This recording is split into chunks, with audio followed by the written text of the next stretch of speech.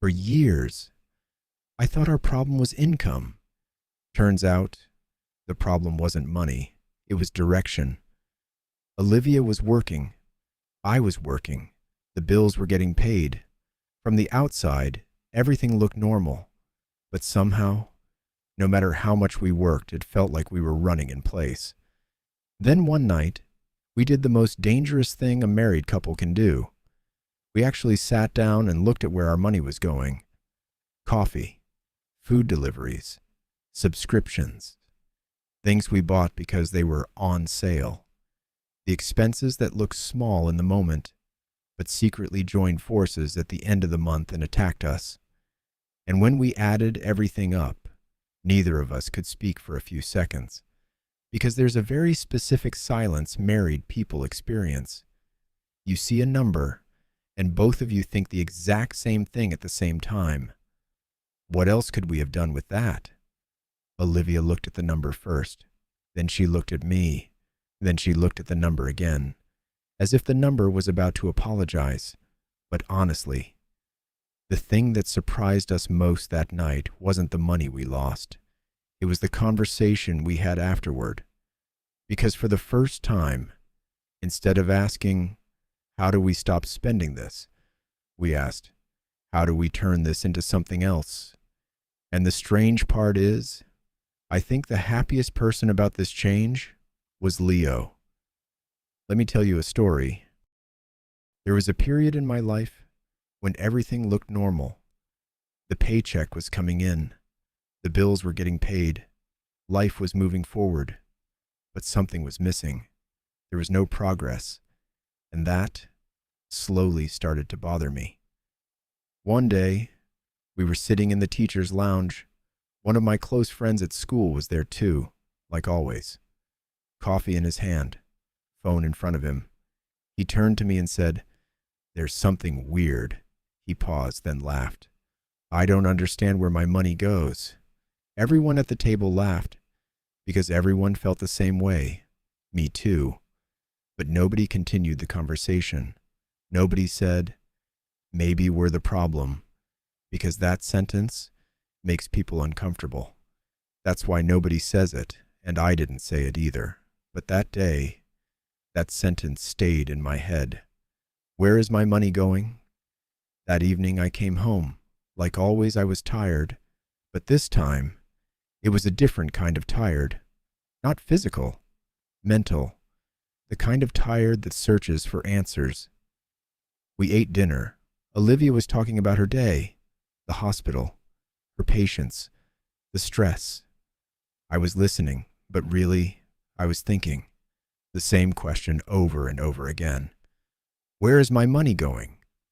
The next morning, I was alone in the kitchen. There were a few receipts on the table, coffee, snacks, small purchases. And in that moment, I asked myself, are these really small? I didn't answer, but that question wouldn't leave me alone. That day, I made a decision. I was going to stop guessing and start looking, really looking. That evening, I sat at the kitchen table. I grabbed a piece of paper, and I made a list of the small expenses that were quietly keeping me poor. At first, it felt ridiculous, but I wrote anyway. And the more I wrote, the more I started to see. The first thing I wrote down was coffee, the coffee I bought every single day. I remember one morning I had left the house early. The weather was cold. I was tired. I walked into the coffee shop. Same order, same routine, without even thinking. A few people ahead of me in line was someone familiar. John, dressed sharp, like always, phone against his ear, talking while ordering at the same time. He grabbed his coffee, held out his card, didn't even look at the price, then walked out. I got my coffee too, but that day, for the first time, I thought about it. The thing that felt small to me was actually something I did every day, and the things you do every day don't stay small. The second thing I wrote down was food, but not hunger, convenience. One evening, I was exhausted. I didn't want to cook. I opened my phone, ordered food, then added something else. Then one more thing. I'm already ordering anyway, I said. Olivia looked at me from the kitchen. Did you order food? Yeah, I said. I'm tired. She nodded. Didn't say anything, but in that moment, I realized something. This wasn't an exception. It was a habit. The third thing I wrote down was grocery shopping. The things I grabbed while waiting at the register. One day, I paid special attention. I looked through my cart. I came with a list, but the cart wasn't the list. There was extra stuff. There always was. And that extra stuff repeated itself every day. The fourth thing I wrote down was subscriptions. One evening, I opened my banking app, looked through them one by one. Small payments, but too many of them. Things I didn't even remember, but things I was still paying for. Quietly, regularly. I forgot about them, but they never forgot about me. The fifth thing I wrote down was sales. One day, I looked at something I bought. I had never even used it, but it was cheap. And in that moment, I realized this. If something is unnecessary, cheap becomes expensive. The sixth thing I wrote down was drinks. Everything I bought instead of water, the things I never counted, but somehow they grew the fastest. The seventh thing I wrote down was comfort. One day, I called a ride for a 10-minute distance. I could have walked, but I didn't, because convenience felt easier. And that day, I realized something. What's easy is not always right. The eighth thing I wrote down was digital spending. Small purchases, but invisible ones.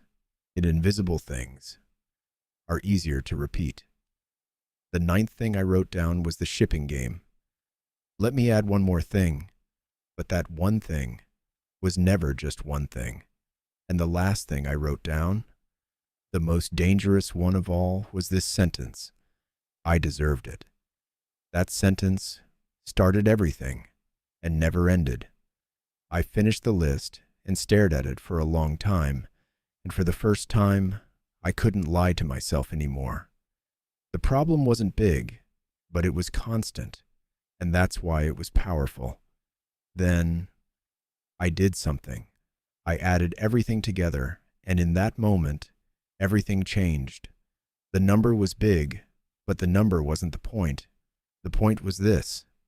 I was working, but the money wasn't working for me, because every single day, I was sending it away. That night, I stayed quiet. Olivia was sitting beside me, but mentally, I was somewhere else, inside my own head, thinking about the things I had been doing for years, the small decisions, the small excuses, the small habits. And in that moment, I saw the real truth. It wasn't just me. Tom was the same. John wasn't different either. Everyone was doing the same thing without realizing it. And then I understood something bigger. This wasn't just habit. It was a system. Everything was designed to make small spending easier, to make you spend without thinking, to make you spend constantly. And I had been living inside that system for years. So in that moment, I made myself a promise. I wasn't going to change the big things, just the small ones, because those small things were the ones that quietly brought me here.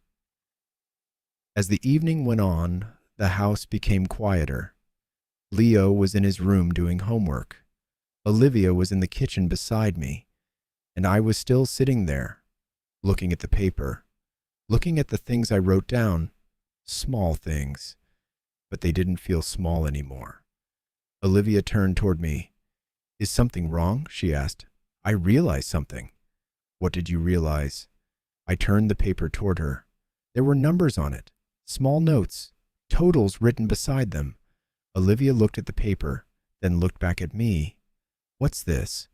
Our spending. She raised an eyebrow slightly. The bills? No, I said.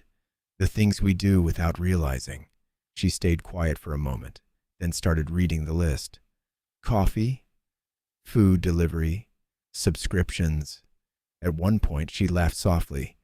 You even wrote down the whole discount thing. I smiled too, because every single time I told myself the same thing. What? It feels like a loss if I don't buy it while it's on sale. Olivia laughed without meaning to. Okay, that might actually be true. Then she looked at the list again, this time more carefully, more slowly, because now she wasn't just seeing words anymore, she was seeing numbers. Wait a second. Is all of this just 1 month? I nodded. Suddenly the kitchen felt quieter. Olivia looked at the total number again, then took a deep breath. Wow. For a while, neither of us spoke, because there's a very specific moment married people experience. You look at a number, and both of you think the exact same thing at the same time. What else could we have done with this? Olivia leaned back in her chair.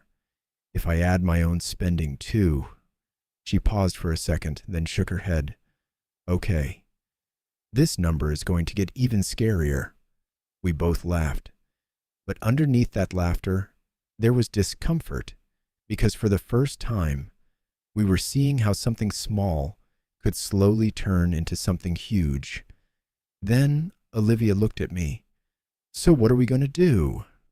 And that question changed everything, because for the first time, I wasn't thinking about stopping spending. I was thinking about changing the direction of money. I pulled the paper closer to myself. I was thinking, I said, if we try to cut all of this completely, it probably won't last long. Olivia nodded immediately. Definitely not. 1 week later, we'll both be eating dessert in the kitchen. This time, Olivia laughed, and feeling guilty about it. Exactly. I laughed too. Then I became serious again. But what if, instead of cutting all of it, we just changed its direction? Olivia was listening carefully. What do you mean? I pointed at the total number on the paper. For example, what if we take 2/3 of this and set it aside for Leo? The expression on her face changed. This time she was genuinely interested. For Leo? I nodded. We could invest little by little every month in a strong company for years, and maybe one day those shares become the beginning of his life. Olivia didn't say anything, but I could see it in her eyes. She was thinking. I continued. Maybe his university. Maybe his first job. Maybe his first home. I don't know. But maybe he gets to live a freer life than we did. Olivia looked at the number on the paper again, but this time it didn't look like a loss to her anymore. It looked like possibility. Then she pointed at the remaining amount. What about the other third? We do something together as a family every month, I said. We go somewhere. Spend a day together. Create a memory. So this change doesn't feel like punishment. Olivia smiled softly, and right at that moment, she looked at me as if she had remembered something. Jennifer at the hospital said something very similar the other day. The dietitian Jennifer? Mm-hmm. She picked up her glass of water. She was telling one of her clients, starting a diet doesn't mean you'll never eat anything again. You just change the direction of what you eat. You drink natural juice instead of soda. You eat salad instead of fast food. Life doesn't end. Your choices just change. Then she shrugged lightly. I guess money works the same way. I smiled without meaning to. It definitely does. Jennifer's right. Right then, we heard footsteps upstairs. Leo. He walked down the stairs half asleep. His hair was messy. What are you guys doing? Olivia looked at me. I looked at her. Then I said, I think we're trying to fix our lives. Leo stared at us for a few seconds, then looked at the paper on the table. Is this another boring adult conversation? This time both of us laughed. A little, I said. Leo was about to open the refrigerator when Olivia looked at him. But we're going to have a little surprise for you. Leo turned around immediately. What kind of surprise? Olivia shook her head. I can't tell you yet, Mom. No. At least give me a hint, Olivia laughed. No. Leo tried for a few more seconds, but he couldn't get anything out of Olivia. Eventually, he gave up. Okay, but this better be something really good. Then he grabbed his water from the fridge and walked back toward the stairs. I looked at Leo, then at Olivia, and honestly, I was curious too. What exactly did Olivia have in mind? The next morning, everything looked the same again. Same school, same hallways, same teacher's lounge. But I wasn't the same anymore, because now I could see certain things. And once you see something, you can't go back to doing it the same way. That morning, I walked into the teacher's lounge. One of the teachers walked in holding coffee, the usual giant cup. Before, I would have done the exact same thing. That morning, I just sat down and drank water. It felt strange, like I was breaking a tiny piece of the system. At lunch, I went down to the cafeteria. The food that day was terrible. Everyone was already saying it. 2 teachers had already opened a delivery app. Want anything? They asked me. I looked at the phone screen. Burger, fries, drink. Before, I would have said yes without thinking. But that day, for the first time, I paused for a few seconds. Because now, I wasn't just seeing the price. I was seeing the direction. I shook my head. No, I said, I'll pass today. My coworker looked at me. New Year's resolution or something? I laughed. One day, I was walking home after school. Normally, I would call a ride even for short distances. I pulled out my phone, opened the app. My finger almost moved automatically toward the button. Then I stopped.